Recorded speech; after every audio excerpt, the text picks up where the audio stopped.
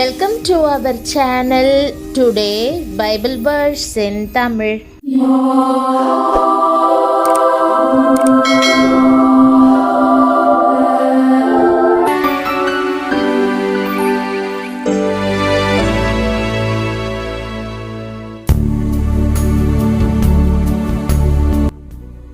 இன்றைய வசனம் சங்கீதம் 104:34.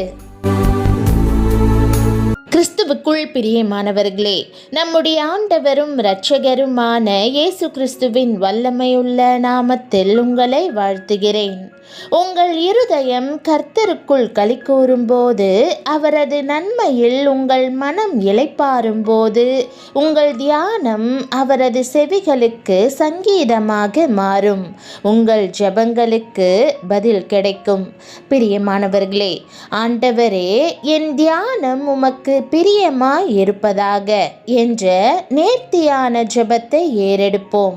சங்கீதக்காரன், நான் அவரை தியானிக்கும் தியானம் இனிதா இருக்கும், நான் கர்த்தருக்குள் மகிழுவேன் என்று கூறுகிறான். அதாவது, நான் கர்த்தருக்குள் களி கூறுவேன், என் தியானம் ஆண்டவருக்கு பிரியமாயிருக்கும் என்பதே இதன் அர்த்தம். கிறிஸ்தவ வாழ்க்கையின் முக்கிய பகுதிகளில் ஒன்று தியானமாகும்.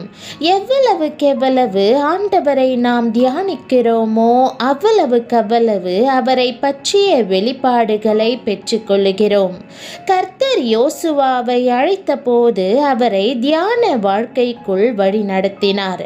இரவும் பகலும் நியாயப்பிரமாண புத்தகத்தை தியானித்து கொண்டிரு என்று கர்த்தர் ஆலோசனை சொல்லுகிறதை வேதத்தில் காணலாம்.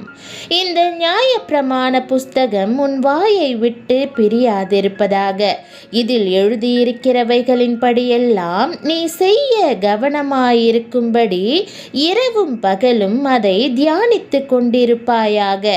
அப்படிப்பட்ட தியானத்தால் ஏற்படும் பலன் என்ன? வேதம் சொல்லுகிறது, அப்பொழுது நீ உன் வழியை வாய்க்க பண்ணுவாய், அப்பொழுது புத்திமானாயும் நடந்து கொள்ளுவாய்.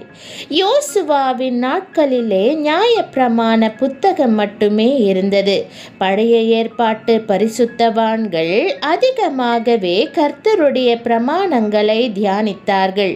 தாவீது சொல்லுகிறார், உமது அடியேனோ உமது பிரமாணங்களை தியானிக்கிறேன். நான் பிரியப்படுகிற உமது கற்பனைகளுக்கு கையெடுப்பேன், உமது பிரமாணங்களை தியானிப்பேன். புதிய ஏற்பாட்டு காலத்திலே வாழ்கிற நாமோ அவர்களை காட்டிலும் அதிக பாக்கியவான்கள். நமக்கு நியாயப்பிரமாண புத்தகத்துடன் சேர்ந்து முழு பழைய ஏற்பாடும் புதிய ஏற்பாடும் கிடைத்திருக்கிறது. இயேசு கிறிஸ்துவினுடைய வாழ்க்கை தியானிக்கத்தக்க இன்பமான வாழ்க்கையாகும். கல்வாரியை தியானிக்க தியானிக்க கல்வாரி அன்பினால் நம்முடைய இருதயமெல்லாம் பொங்குகிறது. பழைய ஏற்பாட்டு பரிசுத்தவான்களை விட நாம் அதிகமாக தியானிக்க கடமைப்பட்டிருக்கிறோம். தியானம் என்பது வேத வசனங்களை தியானிப்பது மட்டுமல்ல, கர்த்தருடைய மகிமையான செயல்களையும் நாம் தியானிக்க வேண்டும். சிருஷ்டிப்பை பார்த்து, என் ஆண்டவர் எவ்வளவு மகிமையா இவைகளையெல்லாம் சிருஷ்டித்திருக்கிறார் என்று சொல்லி அவருடைய ஞானம், அறிவு, கிருபைகள் எல்லாவற்றையும் நாம் நன்றியுடன் தியானிக்க வேண்டும். அவருடைய வல்லமையான கிரியைகளை தியானிக்கும்படியாகவும் நாம் அழைக்கப்பட்டிருக்கிறோம். யோபுவை பார்த்து அவருடைய சிநேகிதன் சொல்லுகிறார், யோபே, இதற்கு செவி கொடும், தரித்து நின்று தேவனுடைய ஆச்சரியமான கிரியைகளை தியானித்து பாரும். யோபுவின் போராட்டமான நேரங்களிலும் கர்த்தரை தியானிக்கிற தியானம் அவருக்கு இன்பமானதாகவே இருந்தது. மட்டுமல்ல, கர்த்தருடைய அதிசயங்களை எல்லாம் தியானியுங்கள். வேதாகமத்தில் ஆதியாகமம் முதல் வெளிப்படுத்தின விசேஷம் வரையிலும் கர்த்தர் தம்முடைய பிள்ளைகளுக்கு செய்த எண்ணற்ற எண்ணற்ற அற்புதங்களும் அதிசயங்களும் இடம்பெற்றிருக்கின்றன. அதையெல்லாம் தியானிக்க தியானிக்க நமக்குள் விசுவாசம் எழும்பும். வேதத்திலுள்ள பரிசுத்தவான்களுக்கெல்லாம் அதிசயத்தை செய்தவர் எனக்கும் நிச்சயமாகவே அதிசயத்தை செய்வார் என்ற நம்பிக்கை உண்டாகும். பிரியமானவர்களே, அதுவே நாம் அற்புதத்தை பெற்றுக்கொள்ள வழிவகுக்கும். நீங்கள் கவலைப்படுவதை ஆண்டவர் இயேசு விரும்புவதில்லை. அவர், என் பிள்ளையே கவலைப்படாதே, கவலைப்படுகிறதினால் ஒரு முழத்தை கூட்ட முடியுமா? ஏன் கவலைப்படுகிறாய் என்று கேட்கிறார். உங்கள் கவலைகள் எல்லாவற்றையும் கர்த்தர் மேல் வைத்து விடுங்கள். இயேசுவின் இருதயம், என் பிள்ளை கவலைப்படக்கூடாது. என் பிள்ளை, நான் நல்ல தேவன், நான் அவர்கள் இரட்சகர், அவர்களோடு இருக்கும் தேவன், அபிஷேகிக்கப்பட்டவர், அவர்களுக்கு வேண்டியவற்றை அருளிச் செய்கிறவர் என்று கூறி எப்போதும் என்னில் மகிழ்ந்திருக்க வேண்டும் என்றே விரும்புகிறேன். நாம் இதை உணர்ந்து கொள்ள வேண்டும். இந்த அன்பான ஆண்டவர் இயேசுவை நீங்கள் ஏற்றுக்கொண்டு அவருக்குள் களி கூர்ந்தால் உங்கள் தியானம் அவர் பார்வையில் பிரியமானதாய் இருக்கும். அதை எப்படி செய்வது?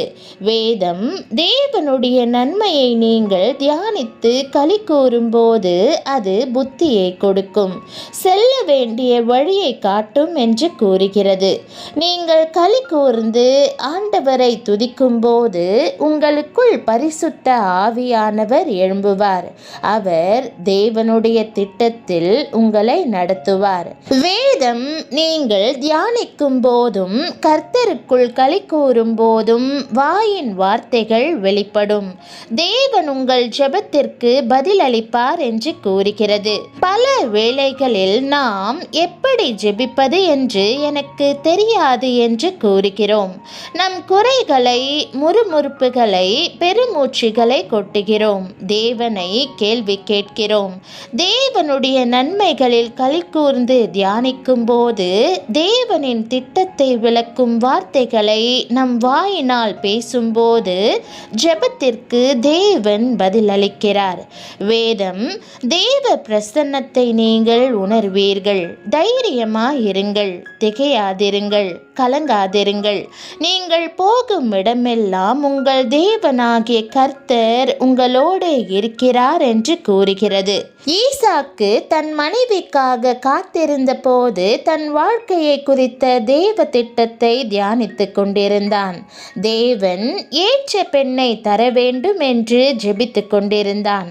அவன் தியானித்துக் கொண்டிருந்த போதே அவன் மனைவி ஒட்டகங்களை கூட்டிக் கொண்டு வந்து கொண்டிருந்தாள். தேவன் ஏற்ற வாழ்க்கை துணையை உங்களுக்கு தருவார். அவரது வார்த்தையை வாசித்து தேவ நன்மையை தியானித்து களி கூறுங்கள்.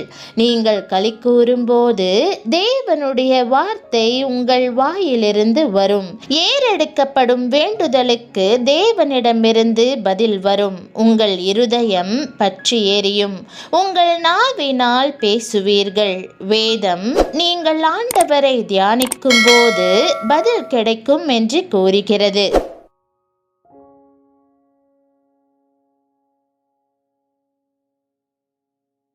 ஜெபம். அன்பின் ஆண்டவரே, நான் தியானிக்கும் தியானமும் ஏறெடுக்கும் வேண்டுதலும் எப்போதும் உமக்கு பிரியமானதாக இருப்பதாக.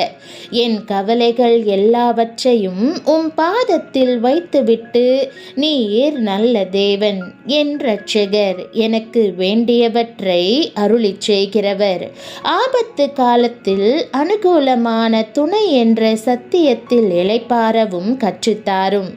என்னை நேர் வழியில் நடத்துவதற்கு நீர் உண்மையுள்ளவர் என்று நம்பி உம் சமூகத்தில் எப்போதும் என் இருதயம் களி கூறுவதாக. பரிசுத்த ஆவியானவரே, என் மனதையும் எண்ணத்தையும் உம்முடைய நன்மையால் நிரப்புவீராக. என் வாயின் வார்த்தைகள் உமக்கு பிரியமானவையாக இருப்பதாக. குறை கூறுகிற அல்லது பயப்படுகிற இருதயத்தோடு அல்லாமல் நன்றி உறுதியுள்ள இருதயத்திலிருந்து என் ஜெபங்கள் புரண்டு வருவதாக. என் ஜெபத்திற்கு செவி கொடுப்பதற்காகவும் எனக்கு சமீபமாயிருப்பதற்காகவும் நேர்த்தியான விதத்தில் பதில் அளிப்பதற்காகவும் உமக்கு நன்றி செலுத்தி இயேசுவின் நாமத்தில் ஜெபிக்கிறேன் நல்ல பிதாவே. ஆமேன். தேவனுடைய நாமம் மகிமைப்படுவதாக. ஆமேன்.